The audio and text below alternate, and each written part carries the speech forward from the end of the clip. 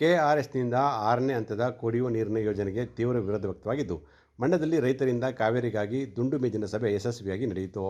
ಕಾವೇರಿ 6ನೇ ಹಂತದ ಕೈಬಿಡಲು ಮಂಡ್ಯದ ಗಾಂಧಿ ಭವನದಲ್ಲಿ ನಡೆದ ರೈತರ ಸಭೆಯಲ್ಲಿ ಒಕ್ಕೊರಲಿನಿಂದ ತೀರ್ಮಾನ ಮಾಡಲಾಯಿತು.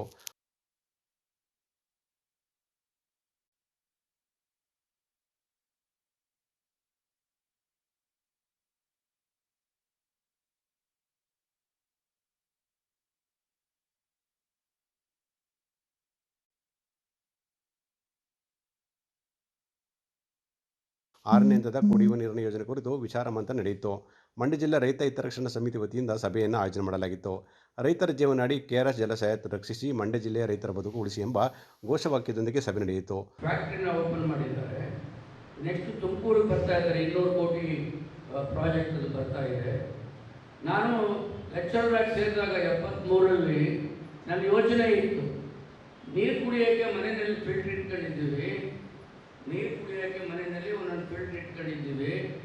ಅದೇ ಥರ ಯಾಕೆ ವೇಸ್ಟ್ ವಾಟರ್ ಸುಮ್ಮನೆ ವೇಸ್ಟಾಗಿ ಹೋಗುತ್ತಲ್ಲ ಚರಂಡಿಗೆ, ನಮ್ಮದೇ ಆದಂಥ ಒಂದು ಅದಕ್ಕೊಂದು ಫಿಲ್ಟರ್ ಹಾಕೊಂಡ್ಬಿಟ್ಟಿದ್ರೆ ಆ ನೀರು ಮತ್ತೆ ವಾಪಸ್ ಯೂಸ್ ಮಾಡ್ಬೋದಾಗಿತ್ತಲ್ಲ ಅಂತೇಳಿ ಆ ಟೆಕ್ನಾಲಜಿ ಬಂದಿದೆ. ಈಗ ತುಮಕೂರಿನಲ್ಲಿ ಈಗಾಗಲೇ 200 ಕೋಟಿ ಮೌಲ್ಯದಲ್ಲಿ ಎಲ್ಲ ತರಹದ ಟ್ರೀಟ್ಮೆಂಟನ್ನು ಹಾಕಿ ಕೊನೆಯಲ್ಲಿ ಆ ನೀರನ್ನ ಕುಡಿಯೋ ಸ್ಟ್ಯಾಂಡರ್ಡ್ಗೆ ಆ ನೀರು ತರುವಂಥ ಪ್ರಾಜೆಕ್ಟ್ಗಳು ಬಂದಿದೆ. ಮನೆಗಳಿಗೆ ಹಾಕೋಬೋದು, ಅಪಾರ್ಟ್ಮೆಂಟ್ಗಳಿಗೆ ಹಾಕೋಬೋದು. ಹಾಗಾಗಿ ಅಟ್ಲೀಸ್ಟ್ ಒಂದು 50% ನೀರು ಪ್ರೆಷರ್ ಕಡಿಮೆ ಆದರೆ ಇನ್ನು ಬಾಕಿ ಫ್ರೆಶ್ ವಾಟರ್ಗೆ ನೀರು ಸಾಕಾಗುತ್ತೆ. ಈ ಸೆಕೆಂಡ್ರಿ ಆಕ್ಟಿವಿಟೀಸು ಅದಕ್ಕೆ ನೀರು ಏನು ಯುಟಿಲೈಸ್ ಮಾಡೋದಕ್ಕೆ ಅದು ಮಾಡ್ಬೋದು. ಇದ್ರ ಜೊತೆಗೆ ಇನ್ನೊಂದು ಎಕ್ಸಾಂಪಲ್ ಕೊಡ್ತಾನೆ. ಇಂಟರ್ನ್ಯಾಷನಲ್ ಏರ್ಪೋರ್ಟು ಅಲ್ಲಿ ನೀರಿಗೆ ಜಾಗ ಒಳ್ಳೆ ಜಾಗ ಅಲ್ಲ ಅಂತೇಳಿ ಅಲ್ಲಿ ಮಾಡಬಾರ್ದು, ಈ ಕಡೆ ಬರಬೇಕು ಅಂತೇಳಿ ನಾವು ಅವತ್ತು ದಿವಸ ನನ್ನ ಪೊಲ್ಯೂಷನ್ ಕಂಟ್ರೋಲ್ ಕೊಡಲಿದ್ದಾಗ ನಾವು ಕೂಡ ರಿಪೋರ್ಟ್ ಬರ್ತಿದ್ವಿ, ಬಿಡದಿತ್ರ ಬರಬೇಕು ಅಂತೇಳಿ. 6ನೇ ಹಂತದ ಕುಡಿಯುವ ನೀರಿನ ಯೋಜನೆಯಿಂದಾಗಿರುವ ರೈತರ ಸಮಸ್ಯೆಗಳ ಕುರಿತು ಗಂಭೀರ ಚರ್ಚೆ ನಡೆಯಿತು. ಬೆಂಗಳೂರು ನಗರಕ್ಕೆ ಹೆಚ್ಚುವರಿ ನೀರನ್ನು ಪೂರೈಸಲು ಸರ್ಕಾರ ಮುಂದಾಗಿರುವುದು ಮತ್ತು ಸುಮಾರು 6,939 ಕೋಟಿ ವೆಚ್ಚದ ಬೃಹತ್ ಕಾವೇರಿ 6ನೇ ಹಂತದ ಕುಡಿಯುವ ನೀರಿನ ಯೋಜನೆಗೆ ನೀಡಿರುವ ರಾಜ್ಯ ಸರ್ಕಾರದ ನಿಲುವನ್ನು ಸಭೆಯಲ್ಲಿ ಪಾಲ್ಗೊಂಡಿದ್ದಂತಹ ಗಣ್ಯರು ಖಂಡಿಸಿದರು. ಮುಚ್ಚಬಾರದು, ಮುಚ್ಚಿದ್ರೆ ಅದು ಶಿಕ್ಷಾರ್ಹ ಅಪರಾಧ ಅಂತ ಹೇಳಿ ಕಾನೂನನ್ನ ರೂಪಿಸಿ ಒಂದು ಕೆರೆಕಟ್ಟೆಗಳನ್ನ ಉಳಿಸಿ ಅಭಿವೃದ್ಧಿ ಪಡಿಸಿದ್ರೆ ಮುಂದಿನ ತಲೆಮಾರುಗಳು ಈ ಒಂದು ನೀರಿನ ಸಮಸ್ಯೆಯಿಂದ ಪರಿಹಾರವನ್ನ ಕಾಣ್ಬೋದೇವಿಲ್ಲ. ನೀವು ಕೆರೆಕಟ್ಟೆಗಳನ್ನ ಮುಚ್ಕೊಂಡು ಸರ್ಕಾರ ಏನು ರಾಜರ ಕಾಲದಲ್ಲಿ ಸ್ವತಂತ್ರ ಪೂರ್ವ ಕಾಲದಲ್ಲಿ ನಿರ್ಮಾಣ ಮಾಡಿದ ಕಟ್ಟೆಯನ್ನೇ ಇನ್ನೂ ಕೂಡ ಹೊಸ ಯೋಜನೆಗೆ ನಾವು ಅದರ ಆಧಾರದ ಮೇಲೆ ಬಡಾವಣೆಗಳನ್ನ ನಿರ್ಮಾಣ ಮಾಡ್ತೀವಿ, ಕೈಗಾರಿಕೆಗಳನ್ನ ಸ್ಥಾಪನೆ ಮಾಡ್ತೀವಿ, ಮತ್ತೆ ಅದರ ಆಧಾರದ ಮೇಲೆ ನಾವು ನಗರಗಳನ್ನ ಬೆಳೆಸ್ತೀವಿ ಅಂತಕ್ಕಂಥದ್ದು ತಪ್ಪು ನಿರ್ಧಾರ. ಸರ್ಕಾರ ಎಚ್ಚೆತ್ತು ಶಿವಲಿಂಗಯ್ಯನವರು ಹೇಳ್ತಾ ವಿವರವಾದ ಏನು ಸಮಸ್ಯೆ ಇದೆ ಅನ್ನೋದನ್ನು ಹೇಳಿ ಪರಿಹಾರನೂ ಕೂಡ ಹೇಳಿದ್ದಾರೆ. ಇಂತಹ ತಜ್ಞ ಮುಂಗಾರು ಮಳೆ ಇಲ್ಲದೆ ಕೆಆರ್ಎಸ್ ಡ್ಯಾಂನಲ್ಲಿ ನೀರಿನ ಮಟ್ಟ ಕಡಿಮೆಯಾಗಿದೆ. ಈ ಹಿನ್ನೆಲೆಯಲ್ಲಿ ಮಂಡ್ಯದ ಭಾಗದ ಕೃಷಿಗೆ ಗಂಭೀರ ಸಮಸ್ಯೆಯನ್ನು ತಂದೊಡ್ಡಲಿದೆ ಅಂತ ಅವರು ವಿರೋಧವನ್ನು ವ್ಯಕ್ತಪಡಿಸಿದರು. 6ನೇ ಹಂತದ ಕುಡಿಯುವ ನೀರಿನ ಯೋಜನೆ ಕೃಷಿ ಕ್ಷೇತ್ರಕ್ಕೆ ಮಾರಕವಾಗಿದೆ. ಜಿಲ್ಲೆಯ ಮಳವಳ್ಳಿ, ಮದ್ದೂರು ಕೊನೆಯ ಭಾಗದ ರೈತರಿಗೆ ಮುಂದಿನ ದಿನಗಳಲ್ಲಿ ಸಂಕಷ್ಟ ಎದುರಾಗಲಿದೆ ಅಂತ ಆರೋಪ ವ್ಯಕ್ತವಾಯಿತು. ಯಾವುದೇ ಕಾಂಪನ್ಸೇಟ್ ಆಗೋದಿಲ್ಲ, ಯಾವುದೇ ಪರಿಹಾರ ಕೂಡ ಸಿಗಲ್ಲ. ಅದನ್ನ ಕೃಷ್ಣ ಹೇಳಿದಂಗೆ ಕೆಳಗಡೆ ನಾವು ಏನು ಮೇಕೆದಾಟಿಂದ ಇದ್ರೂ ಕೂಡ ಹೊಡೆತ ಬಿಡ್ತಕ್ಕಂಥದ್ದು ಕೆಆರ್ಎಸ್ಗೆನೆ. ಯಾಕಂದ್ರೆ 3 ಡ್ಯಾಮ್ ಇರ್ತಕ್ಕಂಥದ್ದು ನಮ್ಮ ಕೆಆರ್ಎಸ್ ಇದೆಯೋ ಇಲ್ಲಿ ಕೃಷಿ ಬಯಲಿಗೆ ದೊಡ್ಡ ಹೊಡೆತ ಬೀಳುತ್ತೆ. ಸೊ RTMC ಸ್ಕೇರ್ಸಿಟಿ ಆಯಿತು ಅಂತ ಹೇಳಿದ್ರೆ ನಮ್ದು 40,000 50,000 ಎಕರೆ ನೀರಾವರಿ ಬೇಸಾಯಗಳು ಕಡಿಮೆ ಆಗ್ತದೆ. ಒಂದು ಬಹುಶಃ ಈ ಸಭೆಗೆ ನಾನು ಮನವಿ ಮಾಡ್ತಕ್ಕಂಥದ್ದು ಬಹಳ ಸ್ಪಷ್ಟವಾಗಿ ಬೆಂಗಳೂರಿಗೆ ಕುಡಿಯುವ ನೀರಿನ ಯೋಜನೆಯನ್ನ ಕೆಆರ್ಎಸ್ ಮತ್ತು ಇತರ ಮೂಲಗಳ ಮೇಲೆ ಆಧರಿಸಿಕೊಂಡು ಯಾವುದೇ ಯೋಜನೆಯನ್ನ ಇನ್ನು ಮುಂದೆ ರೂಪಿಸಬಾರದು. ಈಗ ಮಾಡಿರ್ತಕ್ಕಂಥ 6ನೇ ಹಂತದ ಯೋಜನೆ ಕೂಡ ಸೇರಿದಂತೆ ಸ್ಥಗಿತಗೊಳಿಸಬೇಕು. 1ರಿಂದ 5ನೇ ಹಂತದ ಕುಡಿಯುವ ನೀರಿನ ಯೋಜನೆಗೆ 29 10 TMC, 6ನೇ ಹಂತಕ್ಕೆ 6 TMC, ಒಟ್ಟು ಕೆಆರ್ಎಸ್ ಡ್ಯಾಂನಿಂದ ಬೆಂಗಳೂರಿಗೆ ಕುಡಿಯುವ ನೀರಿಗೆ 35.10 TMC ಹಾಗೂ ಕೃಷಿ ಮತ್ತು ಇತರರಿಗೆ 14.10 TMC ನೀರು ಬಿಡುವ ತೀರ್ಮಾನದಂತೆ ವಿಚಾರ. ಒಟ್ಟಾರೆ ಈ ವಿಚಾರಗಳ ಬಗ್ಗೆ ಚರ್ಚೆ ನಡೆಯಿತು. ಗಂಭೀರವಾಗಿ ನಾವು ಯೋಚನೆ ಮಾಡಬೇಕು. ಜೊತೆಗೆ ಒಂದು MLD ಅಂದ್ರೆ 10 ಲಕ್ಷ ಲೀಟರ್ ನೀರು, 500 MLD ನೀರಿಗೆ ಅವರು ಈಗ ಹೊಸ ಯೋಜನೆಗೆ ಹಾಕೊಂಡಿದ್ದಾರೆ. ಯಾವ ಅನುಮತಿ ಇಲ್ಲ, ಕಾನೂನು ಇಲ್ಲ, ಏನೂ ಇಲ್ಲ. ಅಲ್ಲಿ ಇನ್ನೊಂದು ಸಂಘರ್ಷ ಎದುರಾಗುತ್ತೆ. ಖ್ಯಾತೆ ತೆಗಿಲಿಕ್ಕೆ ತಮಿಳುನಾಡವ್ರಿಗೆ ಕಾನೂನಲ್ಲಿ ಇನ್ನೊಂದು ಅವರು ಸಂಘರ್ಷ ತೆಗಿದಾಗುತ್ತೆ. ಕೂಡಲೇ ಅವರು ಕೈ ಬಿಟ್ಟರೆ ಸರ್ಕಾರದವರು. ಯಾಕೆ ಅಂದ್ರೆ ಇಲ್ಲಿ ನಮ್ಮ ರೈತರಿಗೆ ಕುಡಿ ನೀರಿಗೆ ಈ ಕೃಷಿ ನೀರಿಲ್ಲದೆ ಹೋದ್ರೆ ಅವರು ಅಲ್ಲಿ ತಲುಪಿದಂತ ಬೆಂಗಳೂರಿನ ಏನವರು ಈಗ ಹೇಳಿದ್ರು ಸಿಲಿಂಡರ್ ಲೇಔಟ್ ಮಾಡ್ತಾ ಇದ್ದೀರಲ್ಲ, ನೀವು ಬಂದು ಕೆರೆಗಳನ್ನ ಅಲ್ಲಿ ನಿರ್ಮಾಣ ಮಾಡಿ. ಮಂಡ್ಯ ಜಿಲ್ಲೆಯ ರೈತ ಹಿತರಕ್ಷಣಾ ಸಮಿತಿ ವತಿಯಿಂದ ಈ ದಿನ ಜಾಗೃತಿ ಸಭೆಯನ್ನು ಮಂಡ್ಯದ ಗಾಂಧಿ ಭವನದಲ್ಲಿ ಆಯೋಜನೆ ಮಾಡಿದ್ದೇವೆ. ಸಮಿತಿ KRSನಿಂದ ನೀರು ತಗೊಂಡೋಗುವಂಥ ಬೆಂಗಳೂರಿಗೆ ಕುಡಿಯುವ ನೀರಿನ ಉದ್ದೇಶವಾಗಿ ನೀರನ್ನು ತೆಗೆದುಕೊಂಡೋಗುವಂಥ ಯೋಜನೆಯನ್ನು ಸರ್ಕಾರ ಏನು ರೂಪಿಸಿದೆ ಅದನ್ನು ವಿರೋಧ ಮಾಡಿ ಈ ಸಭೆಯಲ್ಲಿ ಚರ್ಚೆಯಾಗಿದೆ, ಅಭಿಪ್ರಾಯಗಳೆಲ್ಲ ಮೂಡಿಬಂದಿದೆ. KRSನಿಂದ 6 TMC ನೀರನ್ನು ತೆಗೆದುಕೊಂಡು ಹೋಗುವ ಸಂದರ್ಭದಲ್ಲಿ 6ನೇ ಹಂತದ ಯೋಜನೆ ಮೂಲಕ ಮಂಡ್ಯ ಜಿಲ್ಲೆಯ ಕೃಷಿ ಬದುಕಿಗೆ ಮಾರಕ ಆಗುತ್ತೆ. ಹೆಚ್ಚು ಕಡಿಮೆ ನಮ್ಮ ಜಿಲ್ಲೆಯಲ್ಲಿ ಪ್ರಮುಖ ಬೆಳೆಗಳಾದಂಥ ಭತ್ತದ ಬೆಳೆ 3,80,000 ಎಕರೆನಲ್ಲಿ ಬೆಳಿಬಹುದಾದಂಥ ಭತ್ತದ ಬೆಳೆ ಈ 6ನೇ ಹಂತದ ಯೋಜನೆ ಏನಾದರೂ ನೀರು ತಗೊಂಡೋಗುವಂಥ ಕೆಲಸ ಆಗೋದೇ ಆದರೆ ಬರೀ 1.5 ಲಕ್ಷ ಎಕರೆ ಮಾತ್ರ ನಾವು ಬೆಳಿಬೇಕಾಗ್ತದೆ.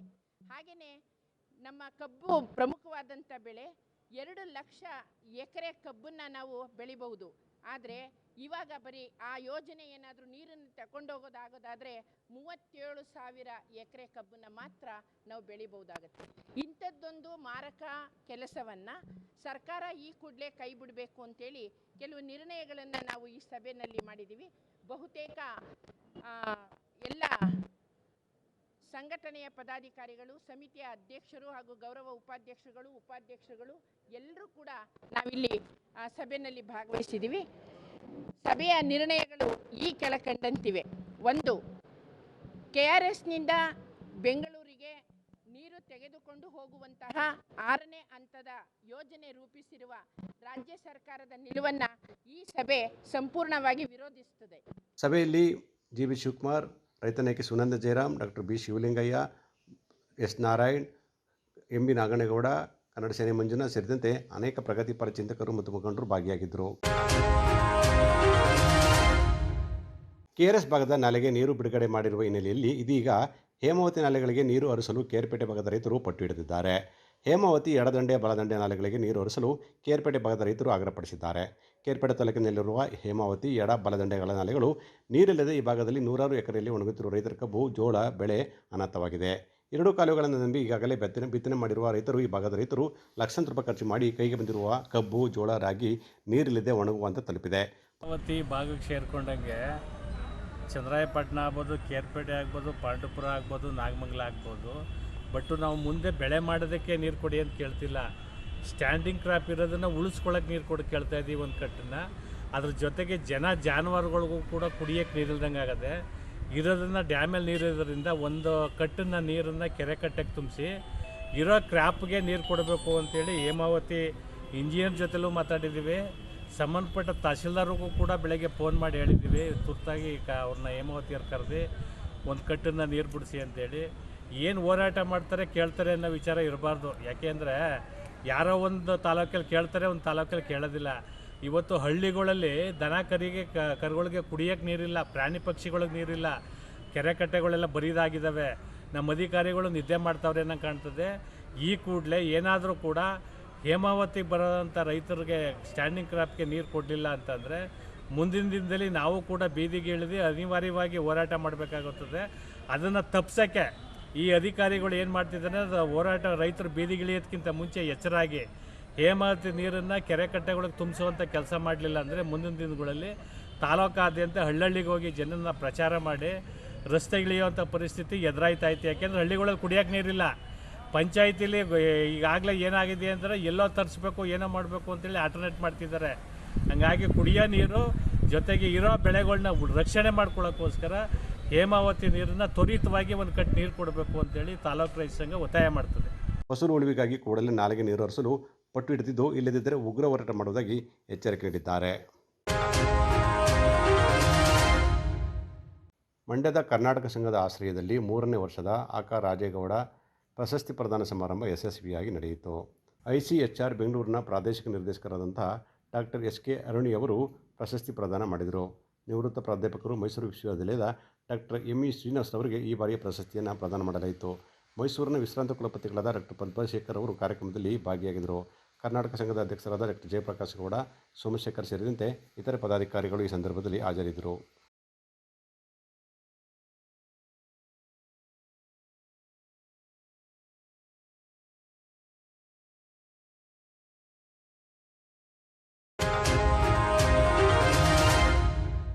ಶಾಸಕ ಪಿ ರವಿಕುಮಾರ್ ಗೌಡ ಅವರು ಮಾಜಿ ಮುಖ್ಯಮಂತ್ರಿ ಮತ್ತು ಕೇಂದ್ರ ಸಚಿವ ಎಚ್ ಡಿ ಕುಮಾರಸ್ವಾಮಿ ಅವರ ಬಗ್ಗೆ ವೈಯಕ್ತಿಕವಾಗಿ ಮತ್ತು ಲಘುವಾಗಿ ಮಾತನಾಡುವಷ್ಟು ರಾಜಕೀಯವಾಗಿ ಬೆಳೆದಿಲ್ಲ ಅಂತ ಜೆಡಿಎಸ್ ತಾಲೂಕು ಅಧ್ಯಕ್ಷ ಬೂದನೂರು ಸ್ವಾಮಿ ಕಿಡಿಕಾರಿದರು. ಸುದ್ದಿಗಾರರೊಂದಿಗೆ ಮಾತನಾಡಿದ ಅವರು, ಕುಮಾರಸ್ವಾಮಿ ಅವರು ರಾಮನಗರ, ಚನ್ನಪಟ್ಟಣ ಮತ್ತು ಮಂಡ್ಯದಿಂದ ವಿಧಾನಸಭೆಗೆ ಗೆಲುವು ಸಾಧಿಸಿದ್ದಾರೆ. ರಾಜ್ಯದ ಯಾವುದೇ ಮೂಲೆಯಲ್ಲಿ ನಿಂತರೂ ಗೆಲ್ಲುವ ಶಕ್ತಿ ಇದ್ದಾರೆ. ಅವರ ಬಗ್ಗೆ ಮಾತನಾಡುವಾಗ ತಾಳ್ಮೆ ಮತ್ತು ವಿಶ್ವಾಸದಿಂದ ನಡ್ಕೊಳ್ಳುವಂತೆ ತಿಳಿಸಿದರು.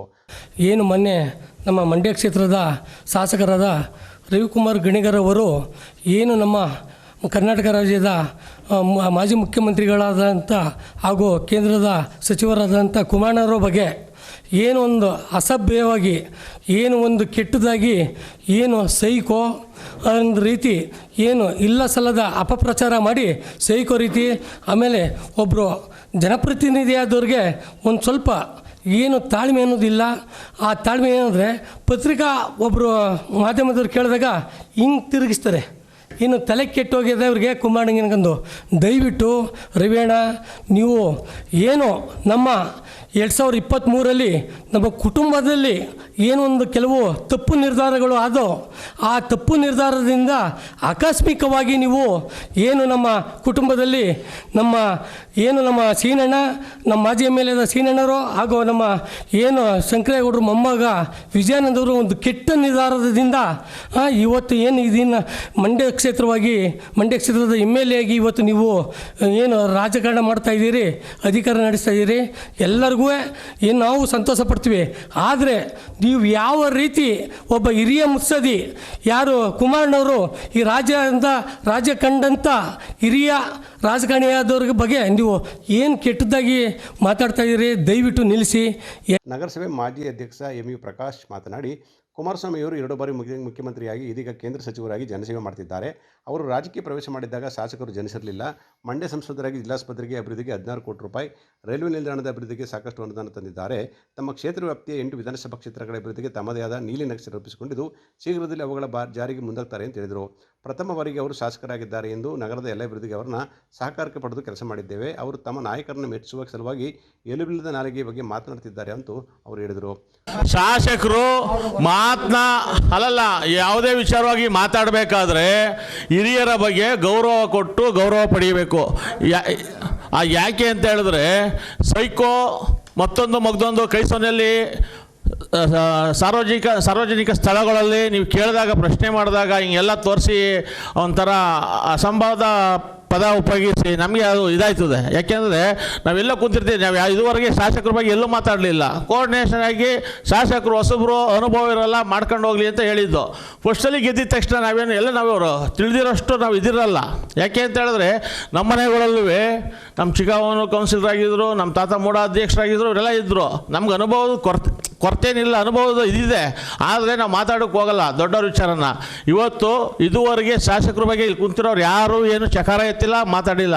ಈ ವಿಚಾರವಾಗಿ ನಮ್ಮ ಸಂಸದರ ಬಗ್ಗೆ ಇವರು 2 ಸಲ ಮುಖ್ಯಮಂತ್ರಿ ಆಗಿದ್ದಾರೆ ರಾಜ್ಯದಲ್ಲಿ, ಇವಾಗ ಪ್ರಸ್ತುತವಾಗಿ ಕೇಂದ್ರ ಮಂತ್ರಿ ಆಗಿದ್ದಾರೆ. ನಮಗೆ ಭಾರತ ಸರ್ಕಾರದಲ್ಲಿ ಹೆಂಗೆ ಅನಿಸಿರ್ಬೇಕು? ಒಂದು ಕ್ಷೇತ್ರದ ಶಾಸಕರು ಸೈಕೋ ಹಿಂಗಂದ್ರೆ ಏನು ಲೂಸು ಅಂತದ್ದು ತಾನೆ. ಗೋಷ್ಠಿಯಲ್ಲಿ ಜೆಡಿಎಸ್ ನಗರ ಅಧ್ಯಕ್ಷ ಬೋರೇಗೌಡ, ಮಾಜಿ ಸದಸ್ಯ ರಾಮಲಿಂಗಯ್ಯ, ಮುಖಂಡರಾದ ಭಾನುಪ್ರಕಾಶ್, ಕಿರಣಕುಮಾರ್, ಬಿಳಿದೇಗುಲು ಪ್ರತಾಪ್ ಇದ್ದರು. ಜೀವನಾಡಿ ಮಾಸಪತ್ರಿಕೆಯ 5ನೇ ವರ್ಷದ ವಾರ್ಷಿಕೋತ್ಸವದ ಹಿನ್ನೆಲೆಯಲ್ಲಿ ರಾಜ್ಯಮಟ್ಟದ ಜೀವನಾಡಿ ಕನ್ನಡ ಸಾಹಿತ್ಯ ಸ್ಪರ್ಧೆಗೆ ಸಣ್ಣ ಕಥೆ, ಪ್ರಬಂಧ, ಕವಿತೆಯ ಪ್ರಕಾರಗಳನ್ನು ಆಹ್ವಾನ ಮಾಡಲಾಗಿದೆ ಅಂತ ಪತ್ರಿಕೆ ಸಂಪಾದಕರಾದ ಡಾಕ್ಟರ್ ಎಚ್.ಎಸ್. ಮುದ್ದೇಗೌಡ ತಿಳಿಸಿದರು. ಸುದ್ದಿಗಾರರೊಂದಿಗೆ ಮಾತನಾಡಿದ ಅವರು, ಸ್ಪರ್ಧೆಯಲ್ಲಿ ಆಯ್ಕೆಯಾದ ವಿಜೇತರಿಗೆ ಸೆಪ್ಟೆಂಬರ್ 13ರಂದು ಗಾಂಧಿ ಭವನದಲ್ಲಿ ನಡೆಯಲಿರುವ ಕಾರ್ಯಕ್ರಮದಲ್ಲಿ ನಗದು ಬಹುಮಾನ, ಪ್ರಶಸ್ತಿ ಫಲಕ, ಪ್ರಶಸ್ತಿ ಪತ್ರ ನೀಡಿ ಗೌರವಿಸಲಾಗುವುದು ಅಂತ ಹೇಳಿದರು.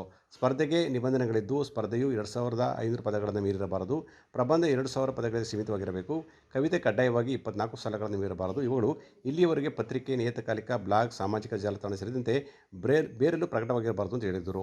ಅನುವಾದಿತವಾಗದ ಸ್ವತಂತ್ರ ರಚನೆಯಾಗಿರಬೇಕು. ನುಡಿ ತತ್ರಾಂಶದಲ್ಲಿ ಟೈಪಿಸಿ ಲೇಖಕರ ಭಾವಚಿತ್ರ, ವಿಳಾಸ, ದೂರವಾಣಿ ಸಂಖ್ಯೆ, ಇಮೇಲ್ ವಿಳಾಸವನ್ನು ಪ್ರತ್ಯೇಕ ಹಾಳೆಯಲ್ಲಿ ಲಗತ್ತಿಸಿ ಪತ್ರಿಕೆ ಇಮೇಲ್ಗೆ ಕಳಿಸಿಕೊಡಬೇಕು. ಲಕೋಟೆ ಮೇಲೆ ಜೀವನಾಡಿ ಸಾಹಿತ್ಯ ಸ್ಪರ್ಧೆ ಅಂತ ನಮೂದನೆ ಮಾಡಬೇಕು ಅಂತ ಅವರು ಹೇಳಿದರು. ಬಹುಮಾನಿತ ಕಥೆಗೆ ಪ್ರಬಂಧ ಮತ್ತು ಕವನಗಳನ್ನು ಯಾವ ಸ್ವರೂಪದಲ್ಲಿ ಬೇಕಾದರೂ ಬಳಸುವ ಹಕ್ಕನ್ನು ಜೀವನಾಡಿ ಪತ್ರಿಕೆ ಕಾಯ್ದಿರಿಸಿಕೊಂಡಿದೆ ಅಂತ ಅವರು ಹೇಳಿದರು. ಮಂಡ್ಯದ ಜನ ಮೈಸೂರು, ಬೆಂಗಳೂರು, ಚಿಕ್ಕಮಗಳೂರು, ಹಾಸನ, ತುಮಕೂರು ಈ ಜಿಲ್ಲೆಗಳ, ಶಿವಮೊಗ್ಗ ಹೆಚ್ಚು ಗೆಳೆಯರು ನನಗೆ ಪರಿಚಯ ಇರೋದರಿಂದ ನನಗೆ ಜಾಹೀರಾತು ತೊಂದರೆ ಆಗ್ತಾಯಿಲ್ಲ. ಆದರೂ ತೃಪ್ತಿಕರವಾಗಿದ್ದೀನಿ ಹಾಗೆ ಅಂತ ನಾನು ಹೇಳಕ್ಕೆ ಬರ್ತಾಯಿಲ್ಲ. ವಾಸ್ತವವಾಗಿ ಈ ವೃತ್ತಿ, ಪತ್ರಿಕಾ ವೃತ್ತಿ ನನಗೆ ಜೀವನದ ಮಾರ್ಗ ಅಲ್ಲ ಅಂತ ನಾನು ಹೇಳಿದ್ರೆ ನೀವ್ಯಾರು ತಪ್ಪು ತಿಳಿಯಲ್ಲ ಅಂತ ಭಾವನೆ ಮಾಡಿದ್ದೀನಿ. ನನ್ನ ಜೀವನದ ಮಾರ್ಗ ಅಲ್ಲ ಅದು. ನಾನು UGCಯ ನಿವೃತ್ತ ಪ್ರೊಫೆಸರು, ಭಾಳ ಅಟ್ರ್ಯಾಕ್ಟಿವ್ ಪೆನ್ಷನ್ ತೊಗೋತೀನಿ. ಆ ಹಣ ಪ್ರತಿ ತಿಂಗಳು 40,000 50 ಸಾವಿರ ರೂಪಾಯಿ ನನ್ನ ಸ್ವಂತ ಹಣವನ್ನು ಇಲ್ಲಿ ನಾನು ವಿನಿಯೋಗ ಮಾಡ್ತಾಯಿದ್ದೀನಿ. ಅದು ನನಗೆ ಯಾವ ತೊಂದರೆ ಅಂತಲೂ ಅನಿಸಿಲ್ಲ ನನಗೆ. ಯಾಕೆ ಇರೋದು ನಾವಿಬ್ಬರೇ, ನಾನು ನನ್ನ ಹೆಂಡ್ತಿ. ನನಗೆ ₹1,00,000 ಬೇಕಾದಷ್ಟು, ಅದರ ಆಚೆಗಿನ ದುಡ್ಡು ನನಗೆ ಬೇಡವೇ ಬೇಡ ಅದು. ಹಾಗಾಗಿ ಪ್ರೀತಿಯಿಂದ ಒಂದು ಬದ್ಧತೆಯನ್ನು ಇಟ್ಕೊಂಡು ಪತ್ರಿಕೆಯನ್ನು ಮಾಡ್ತಾಯಿದ್ದೀನಿ, ಒಂದು ಕಮಿಟ್ಮೆಂಟು. ಜೊತೆಗೆ ಬಹಳ ವರ್ಷಗಳ ನನ್ನ ಕನಸು, ನಾನು ಕಾಲೇಜು ಅಧ್ಯಾಪಕನಾಗೋ ಮೊದಲು ಮಾರ್ದನಿ ಪತ್ರಿಕೆಯ ಜಿಲ್ಲಾ ವರದಿಗಾರನಾಗಿ ಕೆಲಸ ಮಾಡ್ತಾಯಿದ್ದೆ. ನಾನು ನಿವೃತ್ತನಾದ ಮೇಲೆ ಯಾವ ವೃತ್ತಿಯನ್ನು ನಾನು ಮಾಡಬೇಕು ಅನ್ನುವಾಗ ಅತ್ಯಂತ ಪ್ರೀತಿಯಿಂದ ಈ ವೃತ್ತಿಯನ್ನೇ ನಾನು ಆಯ್ಕೆ ಮಾಡಿಕೊಂಡೆ. ಇವತ್ತು ನನಗೆ ಸಮಾಧಾನ ಇದೆ. ಕನ್ನಡದ ಸುಪ್ರಸಿದ್ಧ ಲೇಖಕಿಯರೆಲ್ಲರೂ ಕೂಡ ನಮ್ಮ ಪತ್ರಿಕೆ ಬರೀತಾ ಇದ್ದಾರೆ. ಜೊತೆಗೆ ಪತ್ರಿಕೆ ಆರಂಭದಿಂದ ಇವತ್ತಿನವರೆಗೆ ಸರಿಸುಮಾರು 4 ಲಕ್ಷ ರೂಪಾಯಿಗಳನ್ನು ಗೌರವ ಸಂಭಾವನೆಯಾಗಿ ನೀಡಿದ್ದೀನಿ. ಇನ್ನು ಮುಂದೂ ಕೂಡ ನೀಡ್ತಾ ಇದ್ದೀನಿ. ನಮ್ಮ ಶ್ರೀಧರ್ಗೂ ಕೂಡ ನಾವು ಕೊಡ್ತಾಯಿದ್ದೀವಿ ಸಂಭಾವನೆ. ಬರೆದಂಥ ಲೇಖಕರಿಗೆ ಯಾರಿಗೂ ಕೂಡ ನಿರಾಶೆ ಮೂಡಿಸಿಲ್ಲ. ಅವರು ಖುಷಿಯಾಗುವಂಥ ಒಂದು ಸಂಭಾವನೆಯನ್ನು ನಾನು ಕೊಟ್ಕೊಂಡ್ಬರ್ತಾಯಿದ್ದೀನಿ, ಲೇಖಕರು ಚೆನ್ನಾಗಿರಬೇಕು ಅನ್ನುವಂಥದ್ದು. ಇದ್ರ ಜೊತೆಗೆ ಪತ್ರಿಕೆಯೊಳಗೆ ನಾನು ನಿಮ್ಗೆ ಹೇಳಿದೆ, ಜಾಹೀರಾತುಗಳಿಲ್ಲ, ಒಳಗಡೆ ಒಂದು ಸಣ್ಣ ಜಾಹೀರಾತು ಇಲ್ಲ, ಈ ತನಕನೂ ಇಲ್ಲ. ಎರಡನೇದು, ರಾಜಕೀಯ ವಿಚಾರಗಳಿಗೆ ಯಾವತ್ತೂ ಆದ್ಯತೆಯನ್ನು ಕೊಟ್ಟಿಲ್ಲ. ಏಕೆಂದರೆ ಮಂಡ್ಯ ಆಗಲಿ ಬೆಂಗಳೂರಾಗಲಿ ಇರುವಂಥ ರಾಜಕೀಯ ನಾಯಕರುಗಳು ಎಲ್ಲ ನನಗೆ ತೀರಾ ಹತ್ತಿರದಿಂದ ಆತ್ಮೀಯರಿರೋದ್ರಿಂದ ಯಾರ ಬಗ್ಗೆ ಬರೆಯೋದು ಬೇಡ, ಯಾರನ್ನು ಓಲೈಸೋದು ಬೇಡ, ಯಾವ ವಿಚಾರನೂ ಬೇಡ, ಅದು ಇಲ್ಲವೇ ಇಲ್ಲ. ಮೂರನೇದು, ಸೆಕ್ಸ್ ಮತ್ತು ಕ್ರೈಮ್ ವಿಚಾರಗಳಿಗೆ ನಮ್ಮ ಪತ್ರಿಕೆಯಲ್ಲಿ ಜಾಗ ಇಲ್ಲ. ಅವೆಂಥದ್ದಿದ್ರೂ ಕೂಡ ಬರೀಲಿಕ್ಕೆ ಹೋಗೋದಿಲ್ಲ ನಾವು. ಇಲ್ಲಿ ಇವಿಲ್ಲದೆ ಪತ್ರಿಕೆ ಮಾಡೋಕ್ಕಾಗೋದಿಲ್ವೇ? ನನಗಿಂತ ನೀವುಗಳೆಲ್ಲ ಹೆಚ್ಚು ಅನುಭವಸ್ಥರು, ಮಾಡ್ಬೋದು, ಮಾಡಲಿಕ್ಕೆ ಸಾಧ್ಯ ಇದೆ ಅನ್ನೋದನ್ನು ನಾನು ಜೀವನಾಡಿ ಮೂಲಕ ನಾನು ಮಾಡಿ ತೋರಿಸ್ತಾ ಇದ್ದೀನಿ. ನಾನು ಪರಿಶುದ್ಧವಾದಂಥ ಸಾಹಿತ್ಯಿಕ ಪತ್ರಿಕೆ, ಸಾಂಸ್ಕೃತಿಕ ಪತ್ರಿಕೆ, ಕನ್ನಡ ನಾಡಿನ, ಭಾರತ ದೇಶದ ಸಾಹಿತ್ಯ, ಸಂಸ್ಕೃತಿ, ಆಧ್ಯಾತ್ಮ, ಯೋಗ, ಧ್ಯಾನ, ಆರೋಗ್ಯ ಈ ಥರದ ವಿಚಾರಗಳನ್ನು ಇಟ್ಕೊಂಡು ಪತ್ರಿಕೆಯನ್ನು ನಾನು ಹೊರತರ್ತಾ ಇದ್ದೀನಿ. ನಿಮ್ಮೆಲ್ಲರ ಸಹಕಾರ ಎಂದಿನಂತೆ ನನಗಿರಬೇಕು. ಆದರೂ ಯಾಕೋ ಇನ್ನೂ ನೀವು ನಿಮ್ಮ ಸಂಘಕ್ಕೆ ಸೇರಿಸ್ಕೊಂಡಿಲ್ಲ, ಗೊತ್ತಿಲ್ಲ ನನಗೆ. ನಾನು 2 ಬಾರಿ ಅಧ್ಯಕ್ಷರಿಗೆ, ಸೆಕ್ರೆಟ್ರಿಗೆ ಮೌಖಿಕವಾಗಿ ಹೇಳಿದೆ, ನಾನು ತಕಳೆಯ ನನ್ನವೇ ಅಂತ. ನೀವು ಬೇಡಿ, ಸುಮ್ಮನಿರಿ ಸರ್, ನೀವು ಅಲ್ಲೇ ಇರಿ. ನೋಡಿ, ನಮ್ಮ ಕಚೇರಿ ಮ್ಯಾನೇಜರು ಪಾಪ ತುಂಬ ಕೆಲಸಗಳಿದ್ದು ಈಗ ತಾನೇ ಬರ್ತಾಯಿದ್ದಾರೆ. ಈಗ ಪಾದ ಇಟ್ಟಿದ್ದಾರೆ ಒಳಗಡೆಗೆ. ಅವರೇ ಬಾಬು ಅನ್ನೋರು. ಪತ್ರಿಕೆಯ ಪೋಷಕಿಯಾದಂತಹ ಕುಮಾರಿ ಕನ್ನಿಕರವರು ಮಾತನಾಡಿ, ಜೀವನಾಡಿ ಪತ್ರಿಕೆ ಸಮಾಜಮುಖಿಯಾಗಿ ಕೆಲಸ ಮಾಡುತ್ತಿದೆ. ಮುದ್ದೇಗೌಡರ ನೇತೃತ್ವದಲ್ಲಿ ಅತ್ಯಂತ ಅರ್ಥಪೂರ್ಣವಾಗಿ ನಡೆದುಕೊಂಡು ಬರುತ್ತಿದೆ. ಪತ್ರಿಕೆ ಮಂಡ್ಯ ಜಿಲ್ಲೆ ಮಾತ್ರವಲ್ಲದೆ ಇತರ ಭಾಗದಲ್ಲೂ ಕೂಡ ಅತ್ಯಂತ ಪ್ರಗತಿದಾಯಕವಾಗಿ ಬರ್ತಿರುವುದು ಭಾಳ ಸಂತಸ ಸಂಗತಿಯಾಗಿದೆ. ಈ ಒಂದು ಸ್ಪರ್ಧೆಗೆ ಎಲ್ಲರೂ ಕೂಡ ಮುಕ್ತವಾಗಿ ಪಾಲ್ಗೊಳ್ಳಬೇಕು ಅಂತ ಅವರು ಮನವಿ ಮಾಡಿಕೊಂಡರು. ಜೀವನಾಡಿ ಪತ್ರಿಕೆಗೆ ನಿಮ್ಮೆಲ್ಲರ ಸ್ಫೂರ್ತಿ ಸಹಕಾರ ಇರಲಿ. ಅವರ ಮಗ ರವಿಯವರು ಅಕಾಲಿಕ ಮರಣಕ್ಕೆ ತುತ್ತಾದ ನಂತರ ನಾನು ಅಂದ್ಕೊಂಡಿದ್ದೆ, ಎಲ್ಲೋ ಪುತ್ರ ಶೋಕ ನಿರಂತರಂ ಅಂಥೇಳಿ ಅಂಕಲ್ ಎಲ್ಲೋ ಕುಂದೋಗ್ಬಿಡ್ತಾರೇನೋ ಅಂತ. ಬಟ್ ಅವ್ರು ಇವತ್ತಿಗೂ ಕೂಡ ಸ್ಟಿಲ್ ಯಂಗ್ ಮ್ಯಾನ್. ಅವರು ನಮ್ಮೆಲ್ಲರಿಗೂ ಕೂಡ ಒಂದು ರೀತಿ ಸ್ಫೂರ್ತಿ ತುಂಬ್ತಾ, ಜೀವನದಲ್ಲಿ ಏನೇ ಘಟನೆಗಳನ್ನು ನಡೆದರೂ ಕೂಡ ಅದನ್ನು ಧೈರ್ಯವಾಗಿ ಫೇಸ್ ಮಾಡುವಂಥದ್ದು ಕಲಿಸ್ಕೊಟ್ಟವರಲ್ಲಿ ನನ್ನ ಬದುಕಿನಲ್ಲಿ ಮುದ್ದೇಗೌಡ ಅಂಕಲು ಕೂಡ ಒಬ್ಬರು. ಅವರೆಲ್ಲರೂ ನಮಗೆ ಸ್ಫೂರ್ತಿ.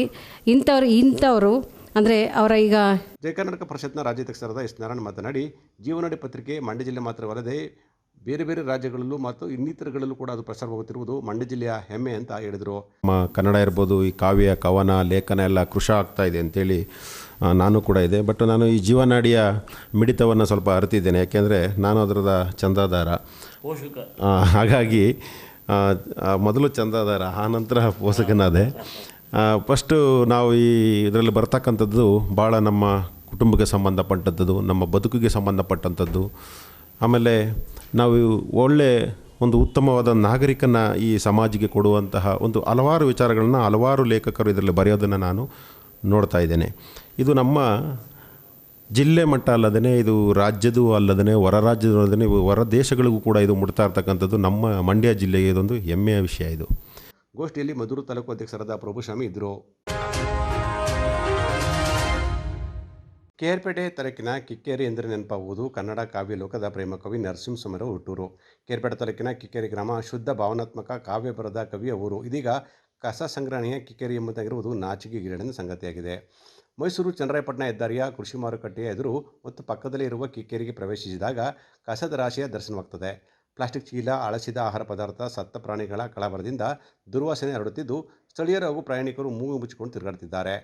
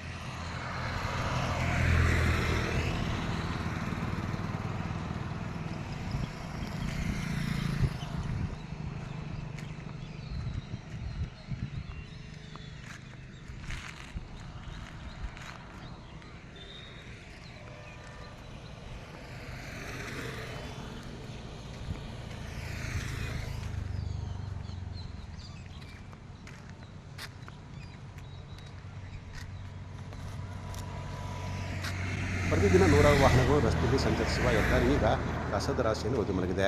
ಸರ್ಕಾರದಿಂದ ಪ್ರತಿಯೊಂದು ಗ್ರಾಮ ಪಂಚಾಯತಿಗೂ ಕಸ ವಿಲೇವಾರಿ ಘಟಕಗಳ ನಿರ್ಮಾಣಕ್ಕೆ ಅನುದಾನ ನೀಡಿದರೂ ಕೂಡ ಕಿಕ್ಕೇರಿ ಗ್ರಾಮ ಪಂಚಾಯಿತಿಯಲ್ಲಿ ಇಂದಿಗೂ ಕಸ ವಿಲೇವಾರಿ ಘಟಕ ನಿರ್ಮಾಣಗೊಂಡಿಲ್ಲ. ಇದರಿಂದ ಜನರು ಕಸವನ್ನು ರಸ್ತೆ ಬದಿಯಲ್ಲಿ ಹಾಕ್ತಿದ್ದಾರೆ. ಅದಲ್ಲದೆ ಕಸದ ರಾಶಿಯ ಬಳಿ ಮಾತೃ ಶ್ರೀ ಉಚಿತ ವೃದ್ಧಾಶ್ರಮ ಸಂಸ್ಥಾಪದ ಜಹಿಂದ ನಾಗಣ್ಣವರು ಸ್ಥಳದಲ್ಲಿ ನಾಮಫಲಕ ಅಳವಡಿಸಿ ಮಾಡಿದ್ದು, ಅದರಲ್ಲಿ ನಿಮ್ಮ ಜನ್ಮಕ್ಕೆ ಇಲ್ಲಿ ಕಸ ಹಾಕಬೇಡಿ ಅಂತ ನಾಮಫಲಕ ಹಾಕಿದ್ರು ಕೂಡ ಇಲ್ಲಿ ಕಸ ಹಾಕ್ತಿರಲ್ಲ, ನಿಮಗೆ ಯಾವುದರಲ್ಲಿ ಹೊಡಿಬೇಕು ಅಂತ ಪ್ರಶ್ನೆ ಮಾಡಿದ್ದಾರೆ.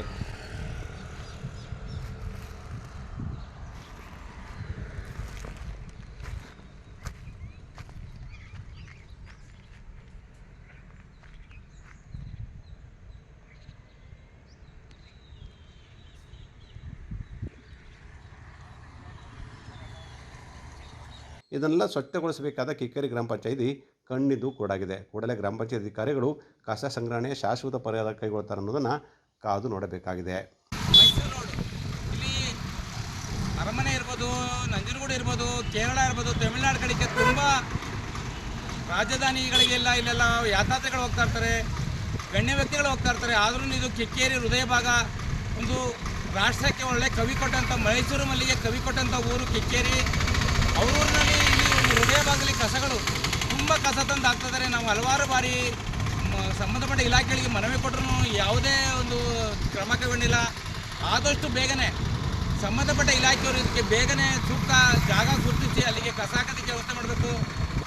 ಮತ್ತೊಮ್ಮೆ ಇಲ್ಲಾಂದರೆ ನಾವು ಪಂಚಾಯತಿ ಮುಂದೆ ಈ ಕಸನ ತೊಗೊಂಡೋಗಿ ಸೂರ್ಯ ವ್ಯವಸ್ಥೆ ಮಾಡ್ತೀವಿ. ನಾಗಣ್ಣ ಜಯಂದು ಸಾಮಾಜಿಕ ಕಳಕಳಗಳ ವ್ಯಕ್ತಿ, ಚನ್ನರಾಯಪಟ್ಟಣ, ಕೇರ್ಪೇಟೆ. ನಮಸ್ಕಾರ.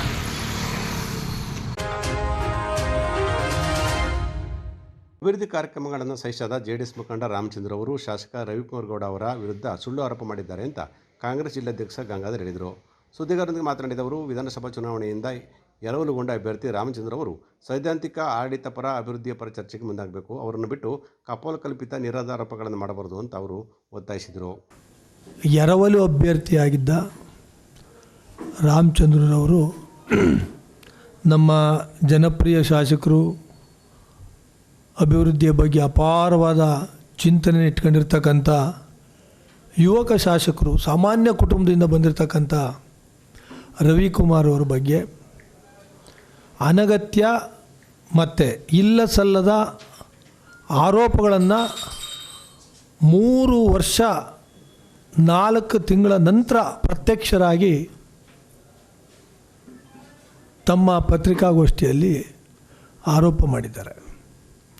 ಭಾಳ ಮುಖ್ಯವಾಗಿ ಅವರ ಪತ್ರಿಕಾಗೋಷ್ಠಿಯ ಹೂರಣ ಹೇಗಿದೆ ಅಂದರೆ, ಯಾವುದೇ ಗ್ರಾಮದ ಅಥವಾ ಯಾವುದೇ ಆಪ್ತಿಯ ಅಭಿವೃದ್ಧಿಯ ಪರವಾದ ವಿಚಾರ ಆಗಲಿ ಅಥವಾ ಆಡಳಿತದಕ್ಕೆ ಸಂಬಂಧಪಟ್ಟಂಥ ಲೋಪಗಳಾಗಲಿ ಅವರು ಚರ್ಚೆ ಮಾಡಿಲ್ಲ.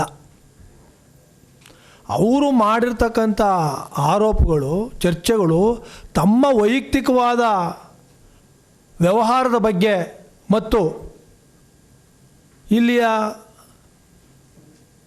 ಲೋಕಸಭಾ ಸದಸ್ಯರು ಮತ್ತು ಕೇಂದ್ರ ಸಚಿವರಾದ ಕುಮಾರಸ್ವಾಮಿ ಅವರ ಬಗ್ಗೆ ಟೀಕೆ ಮಾಡೋದೇ ತಪ್ಪೇನೋ ಅಪರಾಧವೇನೋ ಅನ್ನೋ ರೀತಿಯಲ್ಲಿ ಮಾಡಿದ್ದಾರೆ. ಮತ್ತು ವೈಯಕ್ತಿಕವಾಗಿ ಅವರು ಭೇಟಿಯಾದಂಥ ಸಂದರ್ಭದಲ್ಲಿ ಕೊಡಬೇಕಾದಂಥ ಗೌರವನೂ ಕೂಡ ವ್ಯಂಗ್ಯವಾಗಿ ಚರ್ಚೆ ಮಾಡಿದ್ದಾರೆ. ಈ ಮೂಲಕ ರಾಮಚಂದ್ರರವ್ರಿಗೆ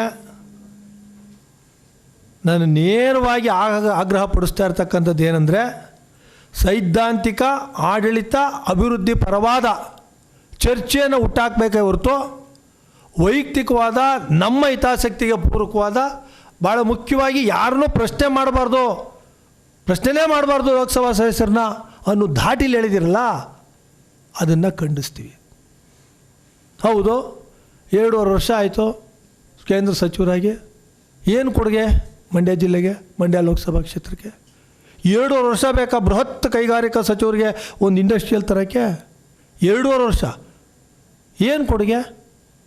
ನಮಗಂತೂ CRS ಫಂಡಲ್ಲಿ ಡೆವಲಪ್ಮೆಂಟ್ ಪ್ರೋಗ್ರಾಮ್ ಮಾಡ್ತಾ ಇರ್ತಾರೆ ಕೆಲವೊಂದು ಬಿಟ್ಟರೆ, ಉಳಿದಂತೆ ಒಬ್ಬ ಸಾಮಾನ್ಯ ಲೋಕಸಭಾ ಸದಸ್ಯರ ಥರ ಅವ್ರ ಕೆಲಸ ಕಾಣ್ತಾ ಇದೆ, ಕೇಂದ್ರ ಸಚಿವರ ಥರ ಕಾಣ್ತಾ ಇಲ್ಲ.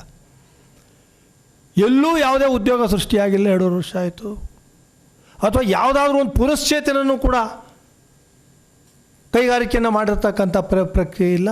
ಅದನ್ನು ಟೀಕೆ ಮಾಡಿದ್ರೆ, ಟೀಕೆ ಮಾಡೋದೇ ತಪ್ಪು ಅನ್ನೋಂಗೆ ಮಾತಾಡ್ಬಿಟ್ರೆ ಮತ್ತು ಜನಪ್ರತಿನಿಧಿಗೆ ಇನ್ಯಾವ ರೀತಿ ಹಕ್ಕಿರ್ತದೆ, ಇನ್ಯಾವ ರೀತಿ ಜವಾಬ್ದಾರಿ ಇರ್ತದೆ, ಇನ್ಯಾವ ರೀತಿ ನಾವು ಅವ್ರನ್ನ ಪ್ರಶ್ನೆ ಮಾಡೋ ರೀತಿ ಇರ್ತದೆ? ಗೋಷ್ಠಿಯಲ್ಲಿ ರುದ್ರಪ್ಪ, ವಿಜಯಲಕ್ಷ್ಮಿ ರಘುನಂದನ್, ನಹೀಂ ಹಾಗೂ ವಿಜಯಕುಮಾರ್ ಇದ್ದರು. ಸಾರ್ವಜನಿಕರು 40 ವರ್ಷ ಮೇಲ್ಪಟ್ಟ ನಂತರ ಕಡ್ಡಾಯವಾಗಿ ಆರೋಗ್ಯ ತಪಾಸಣೆ ಮಾಡಿಸಿಕೊಳ್ಳಬೇಕು ಅಂತ ಶಾಸಕ ರಮೇಶ್ ಬಂಡೆಸಿದ್ದಗೌಡ ಹೇಳಿದ್ದಾರೆ. ಜಿಲ್ಲೆಯಲ್ಲಿ ಆಯೋಜಿಸಿದ್ದ ಆರೋಗ್ಯ ತಪಾಸಣಾ ಕಾರ್ಯಕ್ರಮದಲ್ಲಿ ಅವರು ಮಾತನಾಡಿದರು. ಕಾರ್ಯಕ್ರಮವನ್ನು ಅಚ್ಚುಕಟ್ಟಾಗಿ ಮತ್ತು ಯಶಸ್ವಿಯಾಗಿ ನಡೆಸುವಂತೆ ಸಂಬಂಧಿಸಿದ ಅಧಿಕಾರಿಗಳಿಗೆ ಅವರು ಸೂಚನೆ ನೀಡಿದರು. ಈ ಸಂದರ್ಭದಲ್ಲಿ ಡಾಕ್ಟರ್ ಜಿಲ್ಲಾಧಿಕಾರಿ ಕುಮಾರ್ ಕೂಡ ಹಾಜರಿದ್ದರು. ಆದಿಚುಂಚನಗಿರಿ ಸಂಸ್ಥಾನ ಮಠದ ಕೀರ್ತಿನಂದನ ಸ್ವಾಮೀಜಿಗಳು ಕೂಡ ಕಾರ್ಯಕ್ರಮದಲ್ಲಿ ಭಾಗವಹಿಸಿದರು. ಅಪರ ಜಿಲ್ಲಾಧಿಕಾರಿ BC ಶಿವಾನಂದ ಮೂರ್ತಿ ಸೇರಿದಂತೆ ಅನೇಕರು ಈ ಸಮಾರಂಭದಲ್ಲಿ ಹಾಜರಿದ್ದರು. ಮಂಡ್ಯ ನಗರಸಭೆ ನೇತೃತ್ವದಲ್ಲಿ ಆಯುಕ್ತರಾದಂತಹ ಪಂಪಶ್ರೀಯವರ ಮಾರ್ಗದರ್ಶನದಲ್ಲಿ ಮಂಡ್ಯ ನಗರದಲ್ಲಿಂದು ಪ್ರಪ್ರಥಮ ಹಂತವಾಗಿ ನಗರದ ಅಗ್ನಿಶಾಮಕ ದಳ ಕಚೇರಿಯಿಂದ ರಸ್ತೆ ತೆರವು ಕಾರ್ಯಾಚರಣೆ ಯಶಸ್ವಿಯಾಗಿ ಆರಂಭವಾಯಿತು. ಮಂಡ್ಯದ ನಂದೆ ವೃತ್ತದವರೆಗೂ ನಗರಸಭಾ ಆಯುಕ್ತರಾದಂಥ ಪಂಪಶ್ರೀಯವರ ನಿರ್ದೇಶನದಂತೆ ಈ ಕಾರ್ಯಕ್ರಮ ನಡೆಯಿತು.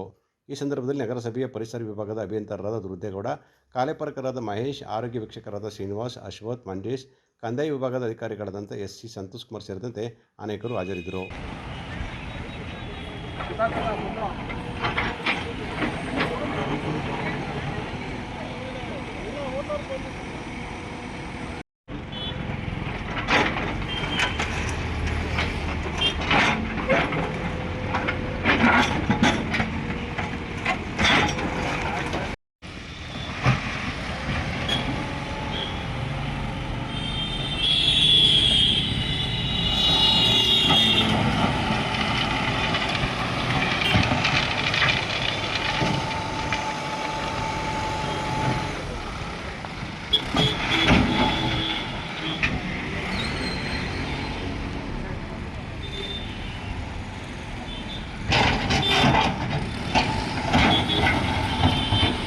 ಈ ಸಂದರ್ಭದಲ್ಲಿ ಮಾತನಾಡಿದಂತಹ ಪಂಪಶ್ರೀ ಅವರು ಕಾರ್ಯಕ್ರಮದ ಬಗ್ಗೆ ವಿವರಣೆ ನೀಡಿದರು. ವಿದ್ಯಾರ್ಥಿಗಳನ್ನು ಒತ್ತುವರಿಯನ್ನು ತೆರವುಗೊಳಿಸುವ ಕಾರ್ಯವನ್ನು ಇಡೀ ಮಂಡ್ಯ ನಗರದಾದ್ಯಂತ ಹಮ್ಮಿಕೊಂಡಿದ್ದೇವೆ.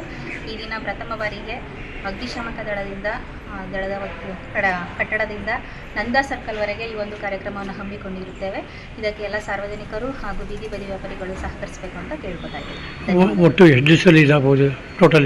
ಟೋಟಲಿ ಇದು ಪ್ರಕ್ರಿಯೆ ನಡೀತಾನೆ ಇರುತ್ತೆ, ಹಂತ ಹಂತವಾಗಿ ಕ್ರಮ ತಗೋತಾ ಇದ್ದೇವೆ. ಹಾಗಾಗಿ ಮೊದಲಿಗೆ ಇಲ್ಲಿ ಮೈನ್ ರೋಡಲ್ಲಿ ತಗೊಂಡಿದ್ದೀವಿ, ನೆಕ್ಸ್ಟು ಒಳಗಡೆ ಸಬ್ ರೋಡ್ಸು ಎಲ್ಲ. ಕರ್ನಾಟಕ ಪರೀಕ್ಷಾ ಪ್ರಾಧಿಕಾರದಿಂದ ನೇರ ನೇಮಕಾತಿ ಮಾಡುವ ಸಂಬಂಧ ವಿವಿಧ ಗ್ರೂಪ್ ಸಿ ವೃಂದದ ಶಿಕ್ಷಕರ ಹುದ್ದೆಗೆ ಆಂಗ್ಲ ಮಾಧ್ಯಮದಲ್ಲಿ ವ್ಯಾಸಂಗ ಮಾಡಿರುವುದು ಕಡ್ಡಾಯಗೊಳಿಸಿರುವುದು ಸರಿಯಾದ ಕ್ರಮವಲ್ಲ ಎಂದು ನಾಗರಿಕ ಹಿತರಕ್ಷಣಾ ವೇದಿಕೆಯ ಮದನ್ ರಾವ್ ವಿರೋಧ ವ್ಯಕ್ತಪಡಿಸಿದರು. ಸುದ್ದಿಗಾರರೊಂದಿಗೆ ಮಾತನಾಡಿದವರು, ಪ್ರಾಧಿಕಾರದಿಂದ ರಾಜ್ಯದ ಮೊರಾರ್ಜಿ ದೇಸಾಯಿ, ಕಿತ್ತೂರು ರಾಣಿ ಚೆನ್ನಮ್ಮ, ಅಟಲ್ ಬಿಹಾರಿ ವಾಜಪೇಯಿ, ಶ್ರೀಮತಿ ಇಂದಿರಾ ಗಾಂಧಿ, ಅಂಬೇಡ್ಕರ್ ವಸತಿ ಶಾಲೆಗಳಿಗೆ ಶಿಕ್ಷಕರ ನೇಮಕಾತಿ ಮಾಡಲಾಗುತ್ತಿದೆ. ಈ ಶಾಲೆಗಳು ಆಂಗ್ಲ ಮಾಧ್ಯಮದಲ್ಲಿ ನಡೆಯುತ್ತಿರುವುದರಿಂದ ಸಮಾಜ ವಿಜ್ಞಾನ ಶಿಕ್ಷಕರು ಹುದ್ದೆ ಪಡೆಯಲು ಆಂಗ್ಲ ಮಾಧ್ಯಮದಲ್ಲಿ ವ್ಯಾಸಂಗ ಮಾಡಿದವರಿಗೆ ಆದ್ಯತೆ ನೀಡಿರುವುದನ್ನು ಖಂಡಿಸಿದರು.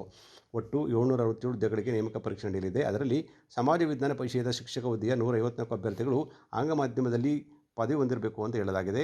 ಇದರಿಂದ ಕರ್ನಾಟಕದ ಕನ್ನಡ ಮಾಧ್ಯಮದಲ್ಲಿ ಪದವಿ ಪಡೆದವರಿಗೆ ಅನ್ಯಾಯವಾಗುತ್ತದೆ ಅಂತ ಅವರು ಆಕ್ರೋಶ ವ್ಯಕ್ತಪಡಿಸಿದರು. ಕರ್ನಾಟಕ ಪರೀಕ್ಷಾ ಪ್ರಾಧಿಕಾರದವರು ಹೊರಡಿಸಿರೋ ಅಧಿಸೂಚನೆ ಸಮಾಜ ವಿಜ್ಞಾನ ಮತ್ತು ಶಿಕ್ಷಕರ ಹುದ್ದೆಗೆ ಆಂಗ್ಲ ಭಾಷಾ ಮಾಧ್ಯಮದಲ್ಲಿ ಪದವಿ ಪಡೆದಿರಬೇಕು ಎಂಬ ಷರತ್ತನ್ನು ವಿಧಿಸಲಾಗಿದೆ.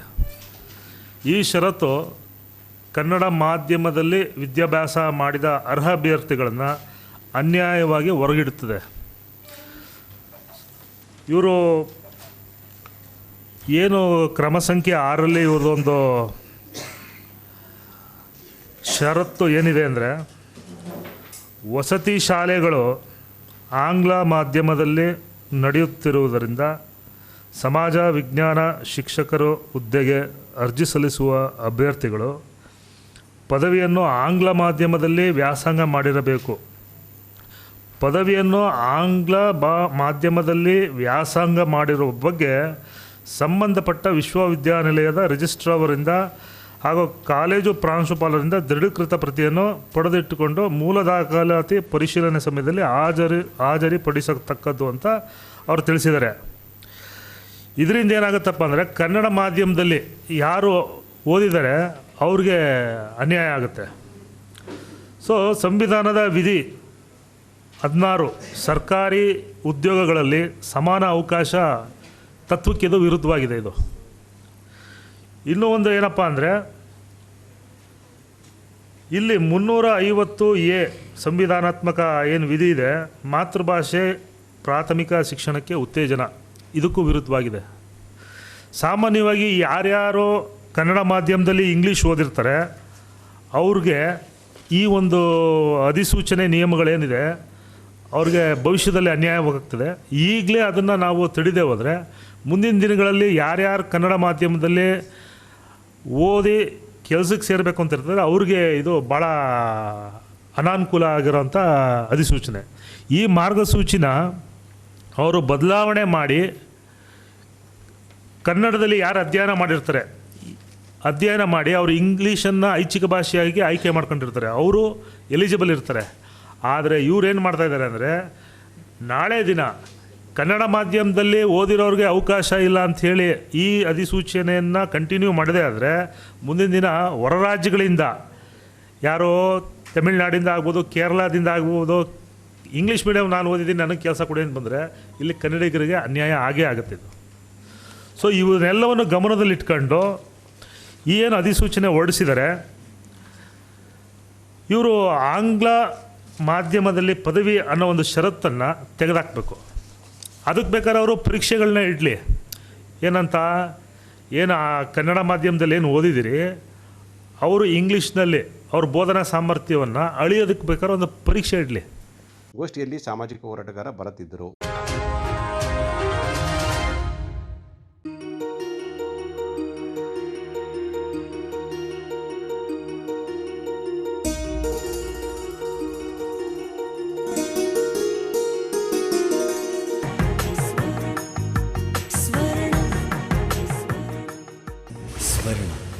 ಇದು ಬಾಂಧವ್ಯಗಳ ಬೆಸುಗೆ,